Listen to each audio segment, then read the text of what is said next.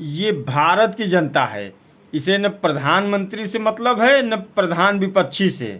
इन्हें बस इनका फ़ायदा कहाँ है ये दिखना चाहिए, कैसे फ़ायदा होगा ये दिखना चाहिए। पहलगाम हमले के बाद लोगों की क्या मानसिकता छन के आ रही है ये आप समझने का प्रयास कीजिए। जय हिंद साथियों, मैं संजीव सिंह, संजीव विजन चैनल से।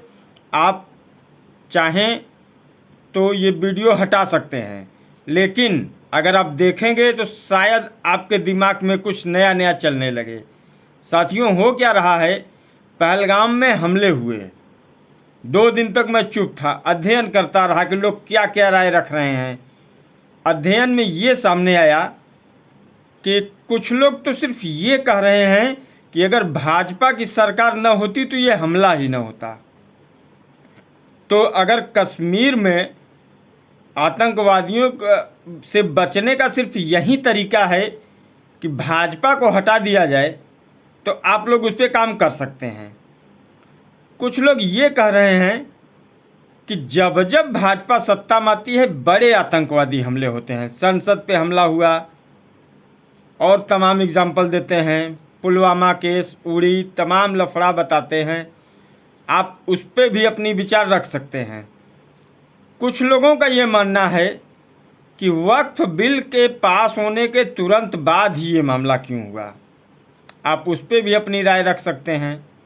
लेकिन सबसे बड़ी जो सरकार की जिम्मेदारी है, उसने विपक्ष का साथ लिया, सबसे राय लेकर पूछा कि क्या करना चाहिए। विपक्ष ने कह दिया कि सरकार जो कुछ भी करेगी हम उसके साथ हैं। अब उसके बाद जनता अगर अपनी राय अलग अलग रख रही है, निजी फ़ायदे या निजी सोच पे काम कर रही है, तो उस पर हम क्या कर सकते हैं, आप क्या कर सकते हैं। कुछ लोग तो ये गिनाना शुरू कर दिए हैं कि सिंधु नदी जल समझौता तोड़ने के बाद भारत को फ़ायदा नहीं होगा, नुकसान होने वाला है। अब क्या क्या नुकसान होगा उसकी चर्चा शुरू हो गई है। पाकिस्तान ने हवाई क्षेत्र का प्रतिबंधित कर दिया कि अब भारत के जहाज पाकिस्तान के ऊपर से नहीं जाएंगे। बाघा बॉर्डर की सीमा सील करने से हमारे भारत की मदद अफ़गानिस्तान तक नहीं पहुंच पाएगी। आराम से पहुंचा तो दिया ही जाएगा किसी न किसी रास्ते से। तीसरी समस्या यह है कि पाकिस्तान ने अपनी मीटिंग बुलाकर शिमला समझौता रद्द कर दिया। वो शिमला समझौता जो मर चुका था, जिसे इंदिरा गांधी ने किया था, वो शिमला समझौता जिसकी लाश पड़े पड़े सड़ रही थी।